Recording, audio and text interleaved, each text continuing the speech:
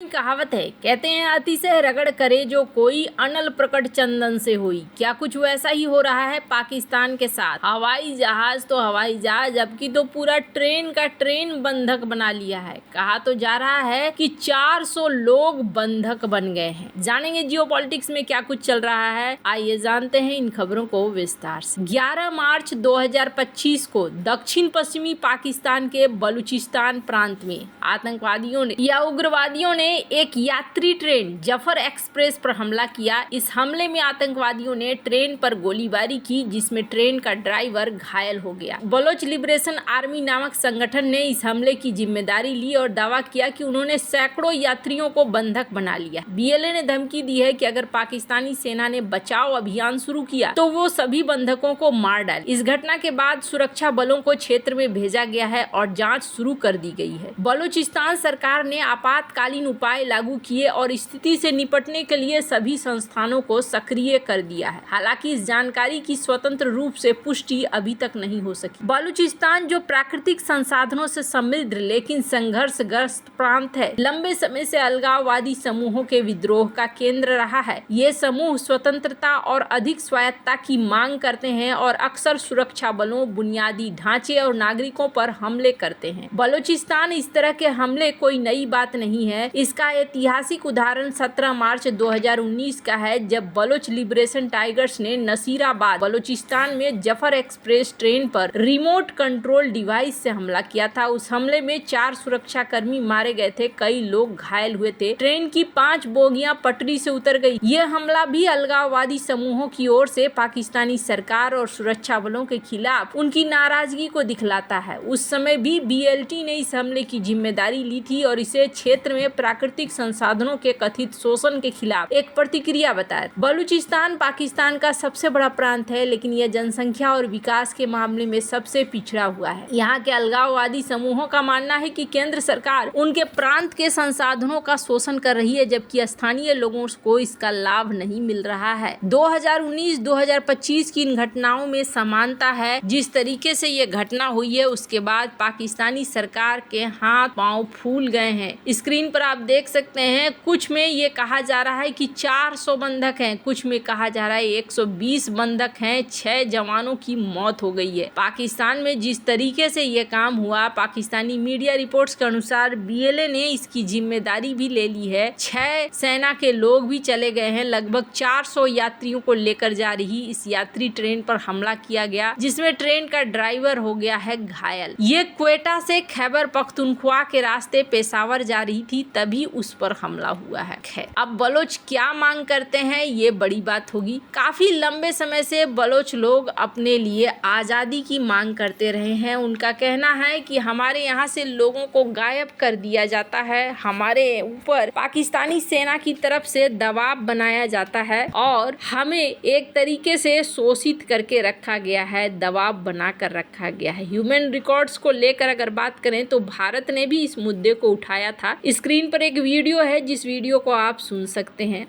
Mr. President, we take note of Pakistan's national report.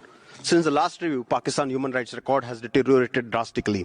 Minorities in Pakistan, including Muslim minorities like Shias, Hazaras and Ahmadiyya, have been subjected to sectarian violence and systemic persecution. People in regions such as Balochistan, Sindh and Khyber Pakhtunkhwa have continued to suffer political repression, persecution and denial of their rights.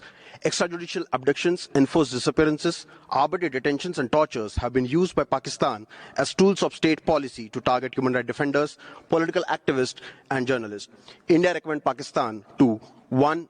End systemic persecution of minorities, misuse of blasphemy laws and forced convergence of minority community girls. 2. Stop targeting political dissidents and legitimate political activities in Sindh, Balochistan and Khyber Pakhtunkhwa. And 3.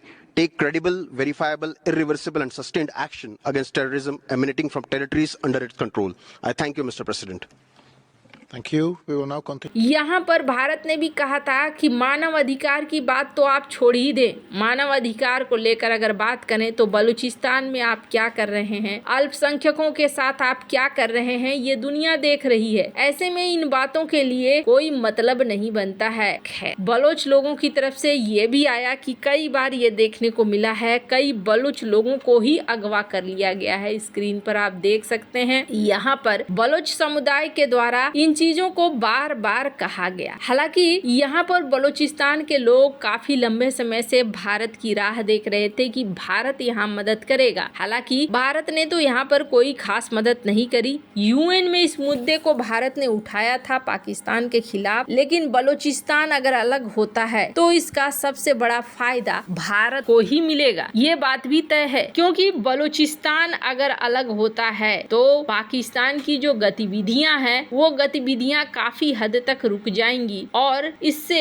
Bharat को भी यहाँ शांति मिलेगी। खैर, पाकिस्तान की अगर बात करें तो पाकिस्तान के सीनेट में एक विधेयक आया है जिसमें काले जादू को अपराध घोषित किया है। इस बिल के तहत जो लोग पारंपरिक उपचार या जादू तोड़ने का दावा करते हैं उन्हें अब सरकार से लाइसेंस लेना अनिवार्य हो। ऐसा न करने पर उन्हें कानूनी सजा का सामना करना पड़ सकता है। इस कदम का मकसद अंधविश्वास और धोखाधड़ी को रोकना बताया जा रहा है जो विशेष रूप से ग्रामीण इलाकों में फैला हुआ है। अब जरा ये हाल है पाकिस्तान का कि वहाँ खास तौर पर इसके लिए बिल लाना पड़ रहा है। जहाँ एक तरफ ये सब कुछ चल रहा है, वहीं 11 मार्च 2025 को प्रकाशित एक खबर के अनुसार पाकिस्तान सरकार ने अफगान नागरिकों को 31 मार्च 2025 तक देश छोड़ने का अल्टीमेटम दिया है। ये कदम अवैध शरणार्थियों और अफगान सिटीजन कार्ड धारकों के खिलाफ उठाया गया है। पाकिस्तान के गृह मंत्रालय ने कहा है कि जो लोग इस समय सीमा तक स्वेच्छा से देश नहीं छोड़ेंगे उन्हें 1 अप्रैल 2025 से निर्वासन का सामना करना पड़ेगा। इस फैसले को ट्रंप जैसा अल्टीमेटम कहा जा रहा है क्योंकि यह अमेरिका की सख्त अप्रवासन नीतियों की याद दिलाता है। इस कदम से अफगानिस्तान और संयुक्त राज्य अमेरिका में गुस्सा भड़क सकता है क्योंकि इससे 8 लाख से अधिक अफगान शरणार्थियों पर असर पड़ेगा, जिनमें से कई अमेरिका में पुनर्वास की प्रतीक्षा कर रहे हैं। पाकिस्तान का दावा है कि अफगान नागरिक उसके देश में आतंकवादी हमलों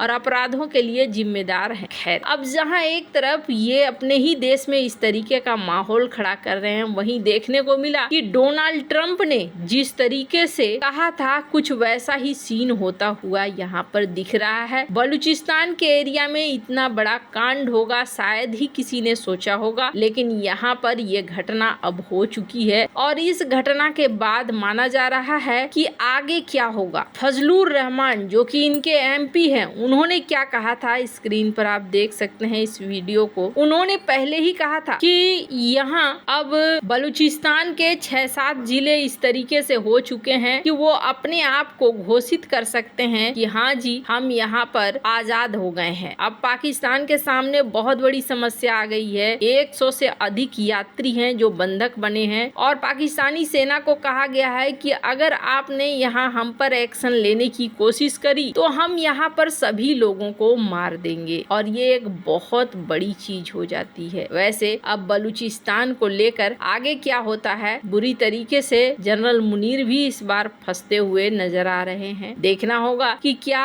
पाकिस्तान हल निकाल पाता है। वैसे पाकिस्तानी हेलीकॉप्टर कथित तौर पर यहाँ पहुँच चुके हैं और पहुँचने के बाद एक्शन भी शुरू हो चुका है। वैसे आपको क्या लगता है इन सब मामले में, आपकी क्या राय है, कमेंट कर जरूर बताएं। जल्द मिलते हैं अगले वीडियो में नई खबर के साथ।